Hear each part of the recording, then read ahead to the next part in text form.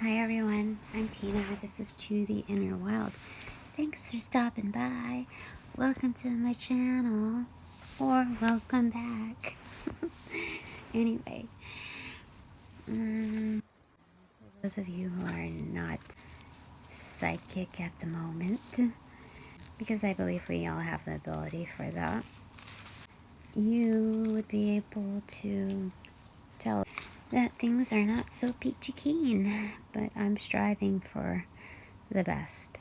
And that's really what we would do regardless, even if things were good, right? We're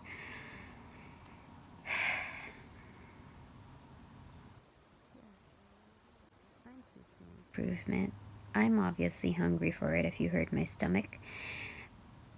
But as it is at the moment, things don't feel good for anyone really. But I think that's a good sign.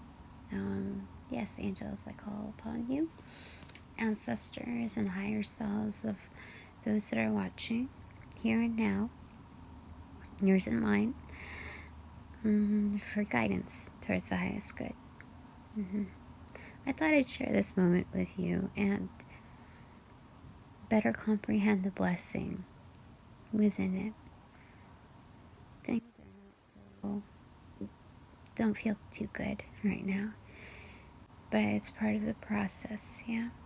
I think in one of my videos I was talking about how breaking through incurs some amount of pain, and that's just part of the physical realm of it, which further depicts what happens on an ethereal plane, right? The spiritual, mental, the intangible, but still very real, if not more so. Okay. What is it that you want to convey to us at this moment? The King of Cups in reverse. As you know, I am dealing with, is it separation anxiety? I think I felt that as far as looking at change and having to let go of things, people, thoughts, feelings, etc. Things that no longer serve the greater good. And so, wallowing is staying within the complacency of pain, isn't it? Well, I guess you could wallow in some love, right? What am I trying to say here? Separation anxiety, yeah? I guess I'm dealing with that. So the more that I let go of it, the less I'll see of it on an outward plane. I'm seeing a lot of opposition when it comes to a particular person and at work. And it's nothing personal. It's something that they are already dealing with. And, you know, these adversities are meant to teach us something about what's going on within, on some degree, on some level. So in my personal life, I came home to some BS attack to show me that my investments, how do I say it, angels? There's a displacement of energy. With the uncertainty, there's a lack of confidence, there's a lack of will exuded in where it should be. So when someone's coming at me about the toxicity, when I don't even understand where it's an attack, really, I have to understand what is it, you know, in some element that I'm giving off, because I'm in high manifestation energy at the moment, and so if I depict it anywhere inwards on a smaller degree, it's going to be more magnified on the home front, isn't it? So what is it? I suppose I just need to understand the pitfalls of complacency, that there's a fine line between the transition and making that more fluid-like. And it's a fine line that once you get there, it's easily able to crutch on that. And so I guess that's an element of separation anxiety. So the person that I'm dealing with is dealing with a loss within the family, and it's definitely not separate from mine. This person that he's losing is someone that we're both losing, and he's dealing with the pain so that it's almost volcanic. I got interrupted by the phone stuff. I can't say it because then it'll come up again, but do you see the full moon? So this is tied to the other reading that we did, what Spirit wanted us to work on. So it's dealing with that separation anxiety. That's what I'm getting. Okay. You know as well as I know that not everything is cracked up to the way it should be. And so we're at the point of self-limiting behaviors is what I'm getting. Complacency is a self-limiting behavior. Feeling just okay with the way things are and making up excuses for taking your time in the process. Or, gosh, anyone that's watching this is not within the means to make haste movements. So I'm not encouraging that at all. I get the people that are watching this are in the same boat, in the same attitude as I am, with a high level of observancy to their situation. So they just need some fine-tunings and observation on the detail to beware of moving in haste. That's what I'm getting. Yeah, because this person is in darkness and it is hidden within. Yeah. So the thing is that the full moon here is depicted on the bottom right corner, which tells me that it's almost like the last thing that you lay eyes on. It's almost like an afterthought. So maybe we need to start there, in the fact that we need to understand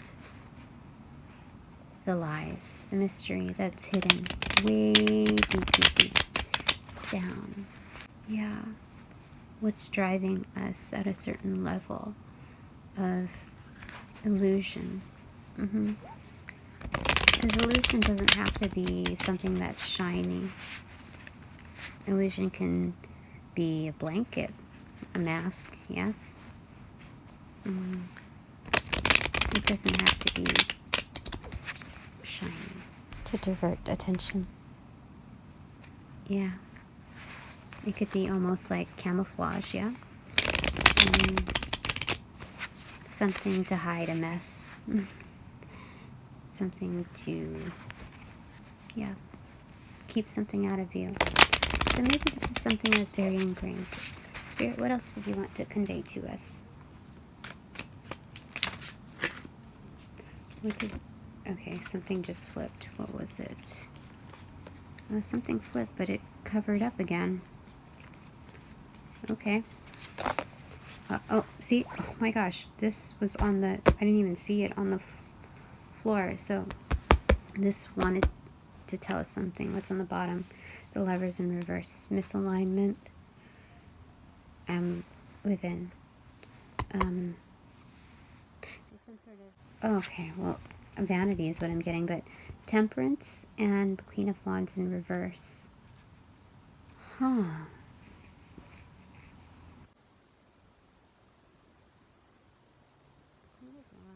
Is manipulative, uses her prowess for the wrong reasons. Doing that, She's piercing the moon, the full moon. We have 3 full moons here, depicting a 3-month cycle or time lapse. But the temperance in the middle, what does that mean? Striking a balance.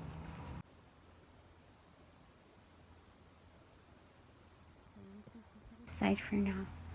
Alright, I need something to elaborate on this, Spirit. Can you please clarify this first lineup? I'm not 100% sure what you're trying to tell me in some. Can you clarify the Queen of Wands, please, in reverse? 4 of Wands. Okay. Alright, so I think there's a need to give back to self, to take an active hand at taking care of yourself, myself as well. What we've given is in excess, and there's nothing left to pour out of this King's Cup. There's a hyperdrive of will to push, of passions, and potential to attract, but you can't look at that driving force is futile. So temperance is in the middle to help us like kind of create balance again, even out the ratios of give and take, understanding what belongs here in this cup and what belongs in this, having the flexibility in weighing the two. That you're still in touch with whatever you're weighing, because the right foot is set into the water, toes testing the temperature, while she's working with the same element that she's not touching but wielding. So that's what I'm getting there. You have the alone time to make in order to reassess that you are a working gear, that you're part of this. We need to realign with ourselves, our worth, that we are our own foundation. Yeah, there's 4 moons here. Okay. Is there anything else, Spirit, that you... Okay. 10 of Wands in reverse. So it's releasing some of the burdens. Letting go. Yeah, so our investments, we're limited in what we can invest in, right? We have a certain capacity of what each receptacle can hold. It's being able to let go of some things in order to reinvest in self. Okay. That's the 5th moon, full moon. So temperance is the only one that doesn't show any full moon in the background. Okay, what's that one? The World. Okay, so finishing of cycles. Letting go of that some of the burdens, some of the things that are backbreaking. We have to let go of at least half of the things, because we have the Queen of Wands here, and then we have the 4 of Wands here. So in total there's 5. I was asking Spirit in my head, like, well, how much should be let go of? Well, that's half of the burden. Yeah. So 5 of Wands. It's releasing half of... Yeah. It's letting go of half of it. And because the 5 of Wands would depict conflict. And so the World.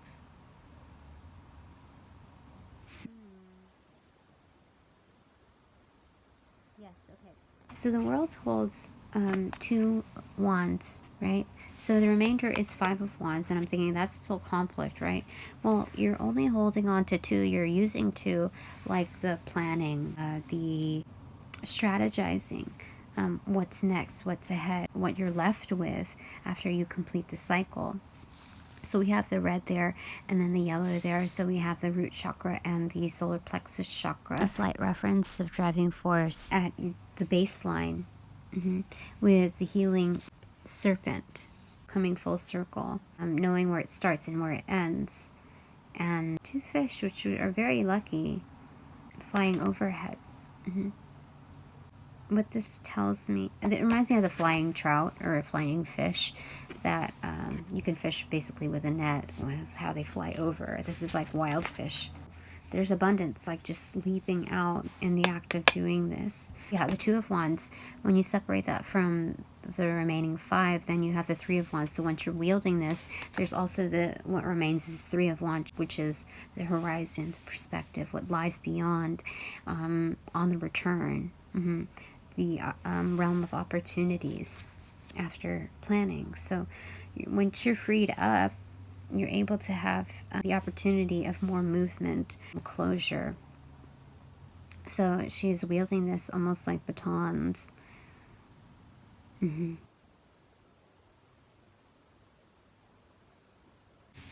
That's what Spirit wants to show us. We have 3 major arcana here, and the Wands energy. We have Cups energy. So we don't have any swords or pentacle energy. And there's a moon, a full moon in the background here. I don't think it naturally depicts that in the Rider-Waite-Smith deck. So we have 1, 2, 3, 4, 5, 6 full moons. A total pointing back to the Lovers, which is number 6 in reverse. So this is closure. This is looking back at this. As above, so below on that. Okay, is there anything else, Spirit? I think it's just finding closure in all of this. So we started out with like this separation anxiety. So this is just a call to action for ourselves. I feel like there's like one more card though. 5 of Wands in reverse. Yeah, definitely releasing those burdens. Yeah. And then so we have the 7th full moon here with almost like a Grim Reaper wand at it, talking about cycles, closure. This is definitely what needs to happen. Part of letting go is identifying the 10 that you're still holding on to. Yes. Okay, so it's asking us to be more open to that. That's our message for today. It is 15:50 on the clock now. And thanks very much for watching. Please consider, if you haven't already, subscribing, liking, donating to my channel. All of it is really appreciated. And hope to see you again on the next one. Until then, take care of yourself, obviously. Thank you, angels, higher selves, ancestors, of those that are watching as well as mine. Alright, bye for now.